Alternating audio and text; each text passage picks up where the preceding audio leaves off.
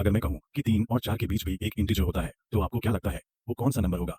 एक दिग्गज गणितज्ञ का मानना था कि अगर 3 और 4 के बीच का वो नंबर मिल जाए, तो समय की यात्रा मुमकिन है। यहाँ तक कि 4 डायमेंशन में कदम रखा जा सकता है। पर इस थ्योरी ने बुनियादी समझ को ही चुनौती दे दी। सबको लगा कि वो पागल हो चुका है। आखिरकार उस मशहूर जीनियस प्रोफेसर को एक मानसिक अस्पताल भेज दिया गया।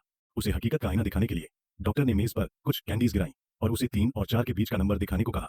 पर किसी ने नहीं सोचा था कि ये मामूली सी कोशिश इतिहास बदल देगी। प्रोफेसर ने झट से 3 कैंडीज रख दी, पर चौथी रखते वक्त वो हिचकिचाने लगा। वो बार-बार हाथ बढ़ाता, जिसे देख डॉक्टर ने उसे बेरहमी से टोकते हुए कहा, "देख लिया, मैं पहले ही कह रहा था कि ऐसा कोई नंबर होता ही नहीं।" मगर ये सुनते ही प्रोफेसर आग बबूला हो गया। उसने पागलों की तरह मेज पलट दी और चीखने लगा कि कोई रहस्यमयी ताकत उसे रोक रही है। फिर उसने डॉक्टर से गिड़गिड़ाकर एक पेन मांगा ताकि वो फॉर्मूले से उस नंबर को साबित कर सके। पर डॉक्टर ने साफ मना कर दिया। वो नहीं चाहता था कि प्रोफेसर इस जिद में और डूबे। हताश प्रोफेसर की नजर अचानक जमीन पर गिरे एक मार्कर पर पड़ी।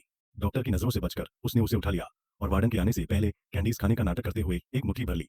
इसके बाद उसे कमरा नंबर 304 में भेज दिया गया। डॉक्टर को लगा प्रोफेसर बस पागल है, पर लिफ्ट में उसके साथ कुछ अजीब हुआ। चौथी मंजिल से तीसरी तक आने में बाकी मंजिलों के मुकाबले बहुत ज्यादा वक्त लगा। पल भर के लिए वो चकरा गया, पर फिर इस ख्याल को झटक कर प्रोफेसर के शानदार करियर के बारे में सोचने लगा। उसे दुख था कि इतना बड़ा जीनियस एक बेतुकी थ्योरी के पीछे बर्बाद हो गया। पुराने रिकॉर्डिंग सुनते वक्त उसे प्रोफेसर की स्पेस थ्योरी याद आई। प्रोफेसर का कहना था कि इंसान रेंगने वाली चींटियों की तरह है, जो सिर्फ 2 आयाम समझती है और 3D दुनिया को नहीं देख पाती।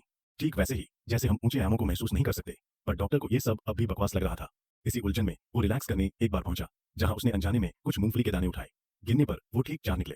चिढ़कर उसने उन्हें कुचल दिया और खुद को संभालने की कोशिश करने लगा। तभी उसकी नजर बाहर खिड़की पर पड़ी, जहां प्रोफेसर पागलों की तरह कांच पर फॉर्मूले लिख रहा था। डॉक्टर फौरन बाहर भागा, पर मोड़ मुड़ते ही वो रहस्यमयी तरीके से गायब हो गया। पर इससे भी अजीब था, गली में अचानक दिखा वो बरसों पुराना ब्लैक एंड व्हाइट टीवी।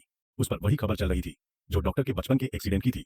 तब उसकी मां की कार से एक बूढ़े आदमी की मौत हुई थी, जिसकी पहचान पुलिस कभी नहीं कर पाई, जैसे उसका कोई अस्तित्व ही न हो।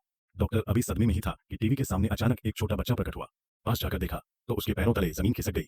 वो बच्चा खुद डॉक्टर का बचपन था। तभी फोन की घंटी बजी और डॉक्टर की आंख खुल गई। शुक्र था कि ये सब महज एक बुरा सपना था।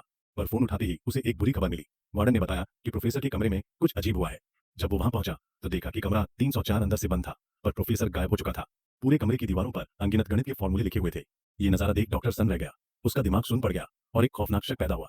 तभी जमीन पर उसे मार्कर का एक ढक्कन मिला, जिससे उसके बचपन की धुंधली यादें ताजा हो गईं। उसे याद आया कि उस एक्सीडेंट वाली जगह पर भी एक बिना ढक्कन वाला मार्कर और बिखरी हुई कैंडीज पड़ी थी। वो यादों के और करीब पहुंच पाता। तभी एक आवाज ने उसका ध्यान भटका दिया। पास खड़े वार्डन ने मेज पर रखी 3 कैंडीज में से एक उठाकर मुंह में डाल ली। डॉक्टर उसे रोकना चाहता था, पर देर हो चुकी थी। अगले ही पल एक खौफनाक मंजर दिखा। मेज पर वापस अपने आप 3 कैंडीज आ गई। अब डॉक्टर सब समझ चुका था। प्रोफेसर ने वाकई वो छिपा हुआ नंबर ढूंढ लिया था। वो समय के पार जाकर अतीत में पहुंच गया था, पर बदकिस्मती से उसी एक्सीडेंट का शिकार हो गया। वक्त का पहिया घूम कर वहीं आ गया था।